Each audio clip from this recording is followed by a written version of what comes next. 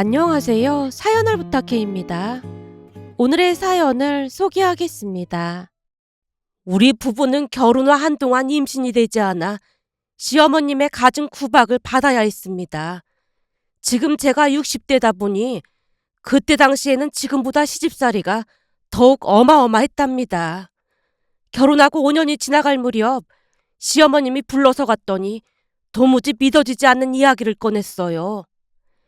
집안의 대를 끊어놓으려고 작정을 한 것도 아니고 용철이가 우리 집안 장남인데 대체 어쩔 셈이냐. 이래서 집안에 사람이 잘 들어와야 하는데 어디서 비리비리 약한 게 들어와서 집안에 망조가 들었어. 어머니, 용수가 아들을 둘이나 낳았는데 대가 끊기긴 왜 끊긴다는 거예요. 우리는 자식이 없어도 아무 상관없으니까 제발 그만 좀 하세요. 그래서 말인데 이번에 용수네가 또 셋째를 가졌다지 뭐니. 셋째를요? 그렇다고 하더구나. 그래서 네 아버지랑 곰곰이 생각을 해봤는데 둘째 애가 아들만 내리낳고 있잖아. 근데 며칠 전에 내가 태몽을 꿨는데 또 아들인 것 같더라 그 말이야. 무슨 꿈을 꾸셨는데요? 내가 저기 마루에 앉아 있었는데 세상에나 집채만한 호랑이가 막 달려와서 내 품에 안기더라니까. 근데 무섭지도 않고 그렇게나 예뻐 보이지 않았겠니? 집채만한 호랑이라면 셋째도 아들이 맞겠네요. 순간 남편이 혼잣말로 들릴 듯 말 듯 중얼거렸는데요. 그동안 우리 부부는 한의원부터 점집까지 안 해본 게 없다고 할 정도로 그렇게나 노력을 했지만 도무지 임신이 되지 않았거든요. 그런 와중에 동서가 셋째를 가졌다는 말을 듣자마자 남편의 얼굴빛이 갑자기 바뀌어져 있었고 슬픔의 그림자에 남편의 얼굴이 그늘지고 말았습니다.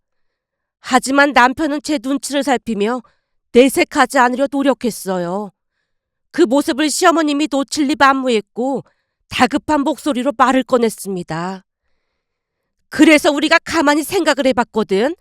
근데 니들도 알다시피 둘째는 애를 숨풍숨풍 잘 낳기는 하지만 그 형편으로 애 셋을 키우기가 보통 버거운 게 아니잖니. 그럼 어머니 아버지가 도와주시면 되잖아요. 그리고 예전부터 자기 밥그릇은 자기가 가지고 태어난다는 말도 있는데 둘이 알아서 잘 키우겠죠. 남편이 남일 얘기하듯 대충 대답을 하자 시어머님이 신경질적인 말투로 다시 말을 이어갔습니다. 맨날 돈 없다고 난리인데 잘도 키우겠다. 보나마나 그냥 대충 키우겠지. 어머니는 무슨 그런 말씀을 하세요. 그래서 어머니가 하고 싶은 말이 뭔데요? 그게 말이야. 네 아버지가 말이나 꺼내보라고 해서 물어보는 건데 둘째네 형편에 애를 셋이나 키울 형편이 안 되잖니. 그러니까 셋째는 니들이 데려다 키우면 어떨까 싶다. 순간 시어머님 입에서 믿어지지 않는 말이 새어나왔기에 저도 모르게 손으로 입을 가린 채 숨죽이고 있었는데요. 역시나 남편이 버럭 외쳤습니다. 어머니, 말이 되는 소리를 좀 하세요. 지금 그게 말이 된다고 생각하세요? 말이 안 될 게 뭐가 있어. 우리가 볼 때는 니들이 훨씬 더 잘 키울 수 있을 것 같으니까 그런 거야. 아무리 그래도 대학 나온 니들이 더 잘 키우지 않겠어? 거기다 조금 전에 내가 호랑이 꿈 얘기했잖아. 태몽이 아주 기가 막힌데 둘째 내가 키우면 그 호랑이가 그냥 고양이가 될까봐 그렇잖니. 부모자식 사이는 천륜이라고 하는데 그 천륜을 끊겠다는 게 말이나 되는 소리입니까? 그 얘기는 더 이상 꺼내지 마세요. 여보, 우리는 그만 가자고. 남편이 제 손을 잡아 끌었고 제가 안절부절 못한 채 시어머님에게 허리 숙여 인사를 드렸는데요. 그럼 언제까지 자식도 없이 그러고 살 거야. 이러다 장남인 니들 손주도 못 보고 우리가 저 세상 가면 한이 맺혀서 눈이나 제대로 감겠어? 어머니 아버지 나이가 몇인데 그런 말씀을 하세요. 그리고 오늘 꺼낸 얘기는 용순애한테 절대 입도 뻥끗하지 마세요. 재수씨가 들으면 얼마나 기가 막히겠어요. 남편이 제 손을 세차게 잡아 끄는 바람에 이끌려 시댁을 나왔는데요. 남편이 미안한 듯 진심으로 사과를 했습니다. 여보, 오늘 일은 그냥 못 들은 척해. 내가 대신 사과할게. 아니야, 내가 임신을 못하니까 어머님도 답답해서 그러신 거 아니겠어. 근데 조카를 데리고 가라는 말을 꺼내실 줄은 상상도 못했어. 너무 놀라서 아직도 심장이 두근거리는 거 있지. 제가 놀란 심장을 가라앉히기 위해 잠시 걸음을 멈추자 남편이 다시 사과를 했고 그 뒤 우리는 한동안 시댁의 발길을 끊었습니다. 그렇게 시간이 얼마나 지났을까요? 동서가 셋째를 낳았다고 해서 축하해주러 다녀왔는데 서러운 마음이 들어 어찌나 눈물이 났는지 모른답니다. 그런데 몇 달 뒤 우리 부부에게도 기적처럼 아이가 생겼습니다. 그 기쁨은 이루 헤아릴 수가 없을 정도였기에 얼마나 많은 눈물을 흘렸는지 모르겠습니다. 물론 그 뒤 시부모님의 구박도 훨씬 덜해졌고요. 아들이 태어나고 난 뒤 1년쯤이 지나갈 무렵 시어머님이 둘째를 낳으라고 다시 닥달을 했지만 다행이라면 다행이었던 것이 시부모님이 그토록 원하던 아들을 낳았던지라 예전만큼 대놓고 구박을 하진 않았습니다. 우리 부부도 둘째를 낳고 싶은 욕심은 있었지만 전생에 무슨 죄를 그리도 많이 지은 것인지 더 이상 임신이 되진 않았습니다. 하지만 우리 부부는 아들이 건강하게 잘 자라는 것만 봐도 그저 행복하기만 했어요. 물론 시부모님은 우리 아들을 손에서 내려놓지 않았다고 할 정도로 애지중지하셨고 우리 또한 어렵게 얻은 아들을 귀하게 키웠습니다. 하지만 지금 생각해보면 그토록 귀하게 키웠던 것이 오히려 독이 되었던 것일까요? 세상사가 내 마음대로 안 된다고 하더니만 아들 역시 우리 뜻대로 커주진 않았습니다. 어찌됐든 아들은 결혼할 때까지는 크게 속 썩이지 않았고 좋은 대학을 졸업한 뒤 대기업에 들어가서 사람 구실은 하고 살고 있었습니다. 그렇게 시간이 흘러갔고 어느새 아들은 좋은 짝을 만나 결혼까지 했답니다. 그런데 아들이 결혼하고 얼마 뒤 남편이 그만 먼저 세상을 떠났습니다. 그 충격은 이루 헤아릴 수가 없었기에 매일같이 훌쩍훌쩍 눈물바람을 했더니 어느 날은 아들이 먼저 말을 꺼냈습니다. 엄마, 내가 많이 생각해봤는데 학과에서 같이 사는 게 어떨까 싶어요. 니들 집에 들어와서 살라는 말인 거야? 아버지도 안 계신데 혼자 외로우실 것 같아서 그렇죠. 그래도 학과라는 게 너 혼자 결정할 수 있는 문제도 아니고 며느리 입장에서는 불편할 수밖에 없지 않겠어. 그리고 나도 니들이랑 같이 살면 불편해서 싫어. 아들 며느리랑 같이 사는 게 불편할 게 뭐가 있다고 그래요. 요즘 세상에 어떤 며느리가 시어머니랑 같이 살고 싶어 하겠어. 난 그렇게 불편하게 살기 싫다. 남편을 먼저 떠나보내고 많이 외롭긴 했지만 그렇다고 해서 아들 며느리와 함께 살고 싶은 생각은 전혀 없었습니다.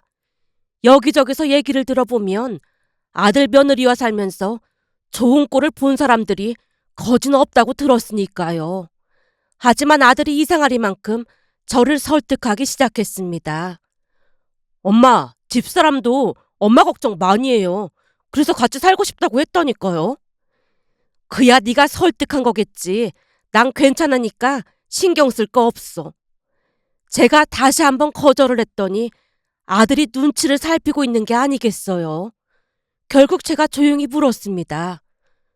왜? 혹시 하고 싶은 말이 더 있는 거야? 그게 사실은 집사람이 지금 셋째를 가졌거든요. 뭐? 셋째를 가졌다고? 축하한다. 이번에는 손녀였으면 좋겠네. 이런 경사가 어딨다니. 그때 그 시절 임신이 되지 않았던 서러움을 뼈저리게 경험을 했던지라 제가 진심으로 축하를 해줬는데요. 아들이 머뭇머뭇거리다 다시 말을 꺼냈어요. 엄마, 근데 엄마도 알다시피 지금 우리 집이 셋을 키우기엔 너무 좁잖아요. 그렇긴 하지. 집이 좀 좁긴 하지. 엄마가 사는 이 집 팔고 큰 집 구해서 이사 가면 좋을 것 같아요. 그러니까 이 집을 팔고 니들 돈하고 합해서 큰 집으로 이사를 가자는 말인 거야? 그렇죠. 어차피 엄마도 혼자 살고 계신데 이것저것 따져보면 그게 모두를 위해 나을 것 같아요. 네 말이 무슨 말인지는 잘 알겠는데 그러다 며느리랑 사이가 틀어질 수도 있는 문제니까 내가 한번 생각은 해보마. 엄마, 집사람은 내가 하라는 대로 다 하는 사람인 거 엄마도 알잖아요. 그러니까 집사람 눈치 볼 것도 없어요. 다른 것도 아니고 집을 넓혀서 가는 거라 집사람도 불만 없을 거예요. 그 뒤에도 아들은 집에 돌아가지 않은 채 한동안 저를 설득하고 또 설득했습니다. 하지만 아들 부부와 합가를 하는 것이 보통 어려운 문제가 아니었기에 어느 날은 언니를 찾아가서 상의를 했어요. 언니, 정민이가 합가를 하자고 하는데 어떻게 해야 할지 모르겠네. 정민이가 합가를 하자고 했다고? 우리 아들들은 얼굴 보기도 힘든데 합가 얘기도 꺼내고 정민이는 속이 참 깊네.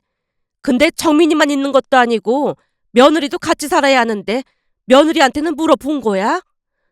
며느리야 원래부터 정민이가 하자는 대로 하는 그런 애잖아. 하긴 며느리가 순에 빠지긴 했지.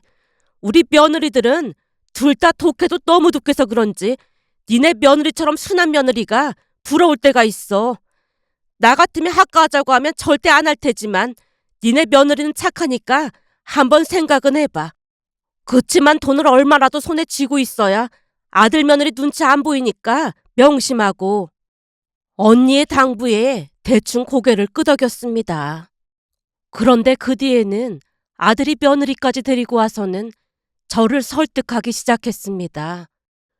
여보, 엄마가 당신 눈치 보여서 합가를 못하겠다고 하시니까 당신 입으로 직접 말해봐. 아들이 며느리에게 말을 하자 며느리가 어렵게 말을 꺼냈어요. 어머님, 저는 진짜 괜찮으니까 합가해서 같이 살아요. 어머님 혼자 계신 게 계속 마음에 걸렸거든요. 근데 집이 좁다 보니까 모시겠다는 말을 못했습니다. 정말 죄송해요. 아니다. 내가 정민이는 못 믿어도 너는 믿는다. 엄마는 아들을 앞에 두고 무슨 그런 말을 하고 그래요. 내가 틀린 말 했어. 내가 다 둘러봐도 이런 착한 며느리는 세상 어디에도 없어. 엄마 아들도 착하거든요. 착하긴 뭐가 착해. 네 아버지 세상 떠나고 난 뒤 힘들어할 때 아들인 네 놈은 코빼기도 안 비쳤고 우리 며느리가 수시로 오며 가며 나를 챙겼구만. 구여 나는 회사 다니느라 바쁘니까 그런 거고 집사람은 종일 집에서 노니까 가능한 거잖아요. 며느리가 집에서 놀다니. 종일 집안 살림에 애들 보느라 고생하고 있는데 너는 말하는 뽐새가 아주 못돼 처먹었어.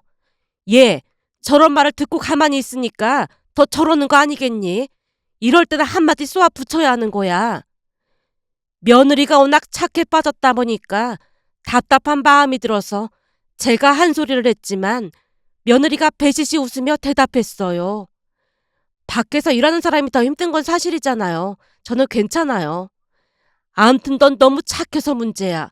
그리고 정민이 너는 앞으로 말 조심해. 알았어요. 말 조심할 테니까 우리 돈 합해서 큰 집으로 이사해요. 며느리 너는 정말 괜찮겠니? 어머님, 저는 진짜 괜찮아요. 제가 잘 모실 테니까 걱정하지 마세요. 그리고 셋째 낳으면 어머님 도움이 필요하기도 해요. 그러니까 도와주세요. 역시나 며느리가 백치 같은 웃음을 흘리며 말했습니다. 아들이 말할 때는 반가움과 불안이 겹쳐 마음이 헷갈렸지만 착한 며느리가 부탁을 하자 조금은 안심이 되었던 것 같습니다. 결국 저는 아들 며느리와 합가를 하기로 했고 아들은 시간이 날 때마다 집을 보러 다니느라 여념이 없어 보였어요. 그렇게 몇 달 뒤 우리는 이사를 했습니다. 남편과 오랫동안 같이 살았던 집을 팔려니 마음은 아팠지만 그게 모두를 위한 최선의 방법이라고 생각을 했으니까요. 집을 구할 때 아들한테 무리하지 말라고 했지만 아들은 투자 개념으로 학군이 좋은 곳에 집을 구해야 한다며 우리가 합친 돈보다 더 비싼 집을 샀고 결국 대출까지 받았습니다. 그 부분이 우려가 되기도 했지만 아들이 대기업에 다녔기에 큰 문제가 될 것 같지는 않았어요. 하지만 그때 제가 큰 실수를 했던 것이 아무 생각 없이 아파트를 아들 명의로 했다는 겁니다. 그때는 어차피 나중에 아들 며느리한테 물려줄 것이었으니까 그게 당연하다는 생각을 했거든요. 근데 그게 큰 문제가 될 줄 누가 알았겠어요. 그때까지는 그런 문제를 전혀 인식조차 하지 못하고 있었고 얼마 뒤 며느리가 셋째를 낳을 때가 되니까 아들이 넌지시 말을 꺼냈어요. 엄마, 곧 셋째가 나오잖아요. 근데 산후조리원비가 너무 비싸더라고요. 요즘은 산후조리원비가 어마어마하다며? 맞아요. 가서 뭐 하는 것도 없는데 그거 다 돈 낭비라니까요. 그래서 말인데 엄마가 집사람 산후조리 좀 해주면 안 될까요? 내가 산후조리를? 그럼 며느리가 많이 불편할 텐데. 집사람 성격이 워낙 좋으니까 괜찮을 거예요. 그래도 산후조리 잘못하면 나중에 고생하니까 돈 아낄 생각하지 말고 산후조리원 가라고 해. 정 안 되면 내가 돈 보태줄라니까. 그냥 엄마가 해줘요. 아들이 막무가내로 부탁을 하는 바람에 며느리에게도 의견을 물었습니다. 예, 정민이가 산후조리를 나보고 해달라고 하던데 혹시 들었니? 네, 그이가 그러는 게 좋겠다고 하더라고요. 그치만 산후조리라는 게 잘못하면 나중에 고생하기 마련이거든. 그냥 산후조리원 들어가는 게 낫지 않겠니? 이 아파트 살 때 대출도 꽤 받아서 돈이 많이 쪼들리는 모양이에요. 그럼 내가 돈을 보태줄 테니까 산후조리원에 들어가도록 해라. 아니에요. 어머님도 그이 성격 잘 아시잖아요. 괜히 다투고 싶지 않아요. 며느리가 어찌나 눈치를 살피던지 안쓰러운 마음이 들어서 제가 산후조리를 해주겠다고 대답을 했고, 얼마 뒤 출산을 하고 난 뒤 산후조리의 손주들까지 돌보느라 정신이 하나도 없을 정도였습니다. 다행히 며느리 동생인 사돈 처녀가 주말마다 손주들을 봐줬으니 망정이지 여간 힘든 게 아니었어요. 그렇게 또다시 시간이 지나갔고 한동안 우리는 아무런 문제 없이 잘 지냈습니다. 그러던 어느 날은 아들이 던지시 말을 꺼냈어요. 엄마, 이번 주 주말에 근사한 곳에 가서 밥 먹을까 하니까 약속 잡지 마세요. 근사한 곳에 가서 밥을 먹다니. 그동안 엄마가 애들도 봐주고 그러셨잖아요. 그리고 이 사람도 셋째 낳고 바람 쐰 적도 없고 해서 맛있는 거 사주려고요. 잘 생각했다. 돈을 아끼는 것도 좋은데 너무 구두쇠처럼 그러는 것도 안 좋은 거야. 그리고 넌 회사 다니느라 바쁠 텐데 일일이 가계부까지 쓰고 있다며. 그거 며느리한테 넘기는 게 낫지 않겠어? 엄마, 이 사람은 그런 거 관리 못해서 안 돼요. 아들이 딱 잘라서 말을 하는 바람에 민망해져서 며느리를 바라봤는데요. 며느리가 웃으며 입을 뗐습니다. 맞아요, 어머님. 저는 게을러서 잘 못하겠더라고요. 그래도 매번 남편한테 돈 받아 쓰기 불편하잖니. 요즘 그러고 사는 아내가 어딨겠어. 저는 크게 불편하지 않아요. 며느리가 옅은 미소를 띤 채 개의치 않는 모습이었습니다. 하지만 구두쇠라고 할 정도로 돈을 아끼는 아들이 갑자기 근사한 곳에서 밥을 먹자고 하니 그래도 양심은 있나 보다 하고 생각을 한 채 며칠 뒤 식사를 하러 갔지만 아들이 기가 막힌 말을 꺼내는 게 아니겠어요. 엄마, 사실은 드릴 말씀이 있어요. 무슨 말인데 그래? 그게 우리 아파트 살 때 대출 받았잖아요. 그게 많이 버거워서요. 대출이자가 많이 올라서 그 돈 나가는 게 너무 아깝더라고요. 그래서 말인데 엄마가 가지고 있는 돈 있잖아요. 그거 그냥 놀리면 아깝잖아요. 그걸 우리한테 빌려주면 제가 매달 돈을 갚아나갈게요. 물론 은행 이자만큼은 못 쳐드리겠지만 조금이라도 이자도 드릴게요. 여보, 그건 좀 아닌 것 같은데. 그때까지 며느리도 몰랐던 모양으로 며느리가 사색이 된 채 입을 뗐지만 아들이 귀찮다는 듯이 말했습니다. 당신이 뭘 한다고 끼어들고 있어. 당신은 그냥 밥이나 먹고 있어. 그동안 당신 말에 토를 단 적이 단 한 번도 없었잖아. 우리 이사할 때도 어머님이 다 해주신 거나 다름없는데 돈을 더 보태달라고 하는 건 아닌 것 같아. 그럼 지금 이자 나가는 게 있는데 그 생돈을 그냥 내고 있으란 말이야? 그러게 내가 돈 맞춰서 이사하자고 몇 번이나 말했잖아. 근데 당신이 자신 있으니까 걱정하지 말라고 했던 거고. 갑자기 대출 이자가 올랐으니까 나도 답답해서 말 꺼낸 거잖아. 근데 당신이 왜 끼어들고 난리야? 아들이 버럭하자 며느리가 고개를 돌려 제게 말했습니다. 어머님, 그냥 우리가 해결하는 게 맞는 것 같아요. 그러니까 내가 가지고 있는 돈으로 빚을 갚겠다는 말인 거지? 맞아요. 그럼 서로서로 좋은 거잖아요. 아들은 신이 나서 말을 했지만 며느리 표정이 영 좋지가 않았습니다. 결국 제가 눈치를 살피며 둘러댔어요. 그건 내가 생각을 좀 해볼 테니까 우선 밥부터 먹자. 그럼 진짜로 생각을 해본다는 거죠? 그래, 알았어. 그러니까 우선 밥부터 먹고 얘기하자. 제 말이 끝나기 무섭게 아들이 스테이크를 썰어 제 그릇에 올려주면서 말했습니다. 엄마, 스테이크 좋아하시잖아요. 많이 드세요. 난 괜찮으니까 며느리 많이 먹어라. 제가 다시 며느리에게 스테이크를 넘겨줬는데요. 식사를 하는 내내 며느리 표정이 좋지가 않았습니다. 잠시 후 집에 돌아오자마자 아들이 우리를 먼저 내려줘서 며느리랑 엘리베이터를 타고 올라가던 중 며느리가 걱정스런 표정으로 말을 꺼냈어요. 어머님, 그이한테 돈 못 빌려준다고 하세요. 아무리 생각해봐도 이건 아닌 것 같아요. 왜? 넌 뭐가 불안한 거니? 이 집 살 때도 어머님 도움으로 산 거나 마찬가지인데 거기다 돈을 또 빌려달라고 하는 건 양심이 없는 거잖아요. 그리고 제가 엄마한테 들어보니까 나이가 들수록 무조건 돈은 움켜쥐고 있어야 한다고 하셨거든요. 그러다 보니 우리 엄마는 돌아가실 때까지 절대로 자식들한테 재산 안 넘길 거라고 하셨어요. 근데 저는 그게 맞는 것 같아요. 그러니까 어머님도 절대로 그이한테 돈 주지 마세요. 다른 집 며느리들은 어떻게 하면 시어머니 재산을 가지고 갈까 하고 호시탐탐 노린다고 하던데 넌 참 특이해. 제가 며느리를 신기한 듯 바라봤지만 며느리 얼굴에는 여전히 근심 걱정이 가득해 보였습니다. 그리고 아니나 다를까 역시나 아들은 하루가 멀다 하고 제게 졸라대기 시작했습니다. 엄마, 내가 매달 갖는다고 했잖아요. 사실 내가 괜히 이러는 게 아니라니까요. 지금 애들 교육비가 어마어마하게 들어간단 말이에요. 그러게 쪼들리면 교육비를 줄이던지 해야 할 거 아니야. 그러니까 그냥 대출 안 받는 곳으로 가자고 하니까 굳이 우겨서 여기로 와서 이게 뭐 하는 짓이야. 내가 무리해서 여기로 온 이유가 있다니까요. 그니까 애들 학군 때문에 그런 거라며. 그러게 왜 무리를 내서 이 난리야.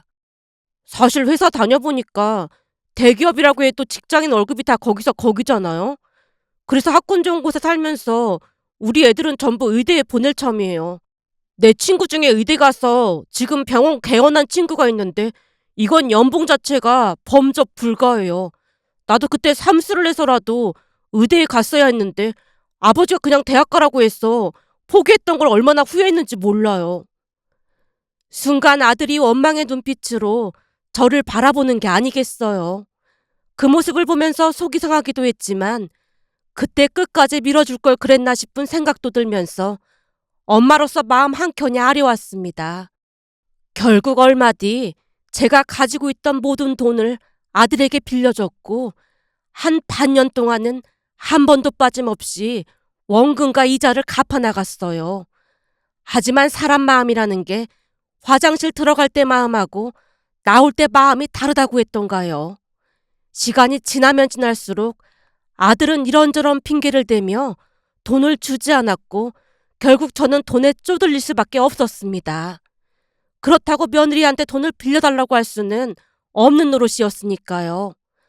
그렇게 시간은 계속 흘러갔고 통장에 잔고도 얼마 남지 않았기에 친구들을 만나지도 못한 채 내내 집안에서만 시간을 보낼 수밖에 없었습니다.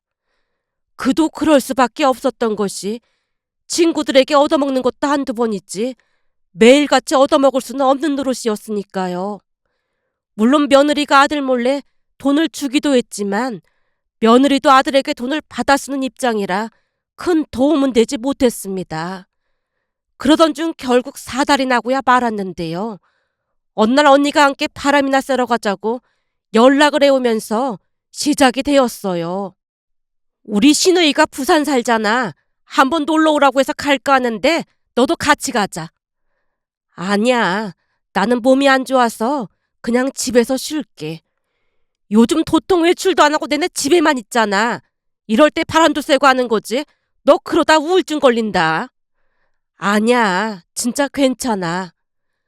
언니를 따라가고 싶은 마음이 굴뚝 같았지만 맨몸으로 갈 수는 없는 노릇이었고 그때쯤에는 조금이라도 돈을 아껴야 한다는 강박관념 같은 것이 생겼다고 해야 할까요?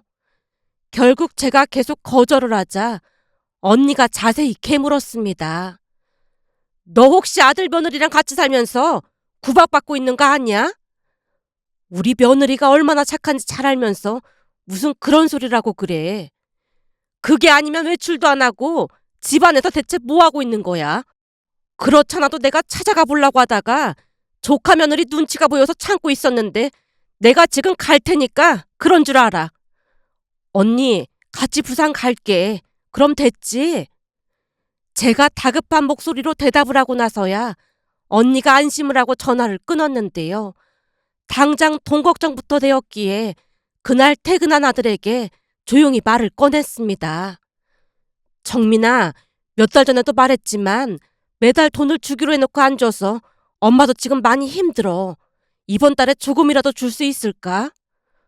저도 드리고 싶은데 애들 학원비가 더 늘어서 그러니까 조금만 기다려보세요. 역시나 아들이 단박에 거절을 했습니다. 그 모습에 결국 잔뜩 화가 난 채 제가 아들을 나무랐어요. 그 학원비도 그래. 너 애들이 학원 다니기 얼마나 싫어하는지 알고는 있는 거야? 엄마, 하기 싫어한다고 그냥 두면 안 된다니까요. 그래도 웬만해야지. 대체 지금 학원을 몇 개나 보내고 있냔 말이야. 저렇게 학원 다니기 싫어하는데 이런 식으로 학원만 보낸다고 해서 될 일이 아니라니까. 그건 제가 알아서 할게요. 저는 무슨 일이 있어도 애들 셋 다 의대 보낼 거예요. 아들이 막무가내로 우겨댔기에 제가 긴 한숨을 내쉰 채 거실로 나왔는데요. 며느리가 거실에서 다 듣고 있었던 것인지 잔뜩 화가 난 얼굴로 제게 물었습니다. 어머님, 혹시 그이가 매달 돈을 안 드리고 있었던 거예요? 그게 몇 달 안 들어와서 말한 것뿐이니까 신경 쓰지 마라. 저 사람이 미쳐도 단단히 미쳤나 봐요. 순간 며느리가 안방문을 벌컥 열어 제쳤습니다. 당신 어머니께 돈 안 보내드리고 있었던 거야? 그건 내가 알아서 할 거니까 당신은 신경 쓸 거 없어. 당신 진짜 머리가 어떻게 된 거 아니야? 뭐? 당신 지금 뭐라고 했어? 남편 보고 머리가 어떻게 된 거 아니냐니? 내가 지금 괜히 그러는 것 같아? 어머님께 매달 돈을 드리기로 했는데 왜 안 드렸냐고. 평소와는 다르게 며느리 목소리가 어찌나 커져 있던지 제가 급히 며느리를 데리고 제 방으로 들어와서 다 일렀어요. 난 괜찮으니까 싸우지 마라. 그러게 제가 저 사람한테 돈 주지 말라고 했잖아요. 학원비 때문에 그런다고 하는데 별 수 없잖니. 그럼 학원을 줄이던지 해야지. 지금 이게 말이나 되는 소리예요? 이대로는 도저히 안 되겠어요. 글쎄 난 괜찮으니까 신경 쓰지 말라고 해도 그런다. 며느리를 몇 번이나 뜯어말렸지만 그날따라 며느리 눈빛이 심상치가 않았습니다. 그리고 다음날 결국 집안이 발칵 뒤집어지고 말았어요. 며느리가 손주들 학원을 전부 끊어버렸고 남은 기간 학원비를 환불받아왔거든요. 그 바람에 퇴근해서 집에 온 아들이 방방 뛰고 난리를 쳤습니다. 학원에서 연락이 왔던데 당신이 학원 다 끊었다며. 당신 지금 제정신이야? 난 지극히 제정신이고 당신이 제정신이 아니겠지. 나는 가장으로서 최선을 다하고 있는데 그게 가장한테 할 소리야? 최선? 지금 최선이라고 했어? 낳아주신 어머니께 사기쳐서 하는 최선이 최선이야? 뭐? 당신 지금 사기라고 했어? 내가 못할 말 했어? 이게 어머님께 사기친 게 아니고 뭐야? 엄마한테 돈 안 갚은 것 때문에 그런 거라면 곧 드릴 거니까 당신은 상관하지 마. 그러니까 얼른 학원에 다시 전화해서 돈 돌려줘. 그렇게 가르쳐서 의사 만들어 놓으면 뭐해? 당신 같은 호래자식이 될 텐데. 순간 며느리 입에서 호래자식이라는 말까지 나왔기에 어찌나 놀랐는지 모른답니다. 아들 또한 기겁을 한 채 소리를 쳤고요. 뭐? 호래자식? 당신 지금 나한테 호래자식이라고 했어? 왜? 내가 틀린 말 했어? 어디 할 짓이 없어서 평생을 애지중지 키워주신 어머님께 사기나 치고 나몰라라 할 수가 있어. 그러니 당신이 호래자식이 아니고 뭐겠어? 그리고 당신 같은 아버지 밑에서 자란 애들도 똑같이 크지 않겠어? 어쩜 배 아파 낳아준 어머님에게 아들이 그럴 수가 있어? 이게 호래자식이 아니고 뭐가 호래자식이겠어? 당신이 어머니께 이러고 있는 거 아버님이 하시면 자식 잘못 키웠다고 얼마나 통탄하시겠어? 부모는 자식의 거울이란 말도 못 들어봤어? 당신 진짜 인생 그렇게 사는 거 아니야. 그동안 내가 당신한테 말대꾸 한 번을 한 적이 있기래. 하지 말라고 하면 말을 안 들은 적이 있기래. 내가 오죽하면 이러겠어? 당장 어머니께 사과드리고 돈도 전부 돌려드려. 거기다 애들도 하루 종일 학원 뺑뺑이 돌고 싶어 하지 않으니까 강요할 생각 하지도 말고. 안 그럼 나도 이혼 불사할 테니까 그런 줄 알아. 아들 며느리가 결혼한 뒤 처음으로 며느리가 거품까지 물고 아들에게 쏘아붙이자 아들도 뒷걸음질을 쳤습니다. 그런 아들을 향해 며느리가 쐐기를 박듯 말을 했어요. 아버님 떠나시고 난 뒤 어머님이 얼마나 힘들어하셨는지 당신은 잘 모르지. 그런 와중에 당신까지 이러면 어머님께 너무 가혹한 거잖아. 난 당신이 사람다워서 좋았던 건데 지금 당신 모습은 동물보다 못한 그런 모습이잖아. 그러니까 어머님께 진심으로 사과드리고 다시 돈 돌려드려. 당신 그렇게 악한 사람 아니잖아. 내 말이 맞지? 며느리가 아들에게 눈물로 호소하자 그제서야 정신을 차린 것인지 아들 눈에서도 눈물이 뚝뚝 떨어졌습니다. 엄마, 죄송해요. 고등학교 때 저랑 사는 처지가 비슷했던 친구가 의사가 돼서 저보다 훨씬 잘 사는 모습 보면서 저도 모르게 자격지심이 생겼던 것 같아요. 제가 다 잘못했어요. 결국 며느리 덕분에 아들이 진심으로 사과를 했고 얼마 뒤 아들은 빌려갔던 돈을 전부 돌려줬습니다. 물론 저는 그 돈을 그대로 받았답니다. 며느리에게 더욱 놀랐던 것은 아들이 다시 정신을 차리자 언제 그랬냐는 듯이 예전 모습으로 돌아와 있었는데요. 며칠 전 며느리가 다시 당부를 했습니다. 어머님 인생에서 자식도 중요한 존재지만 뭐니 해도 어머님 인생이 제일 중요하다는 거 잊으시면 안 돼요. 항상 돈을 움켜쥐고 계셔야 해요. 우리 엄마처럼 사는 게 현명한 거라고 늘 말씀드렸잖아요. 며느리 말을 들으며 참 현명하다는 생각이 들었답니다. 그러면서 만약에 며느리가 악독했다면 제 남은 생이 참 고달프지 않았을까 하는 생각이 들면서 며느리에게 고마운 마음이 들어 이렇게 글 남겨봅니다. 오늘의 사연은 여기까지였습니다. 즐겁게 보셨다면 구독, 좋아요 부탁드립니다. 고맙습니다.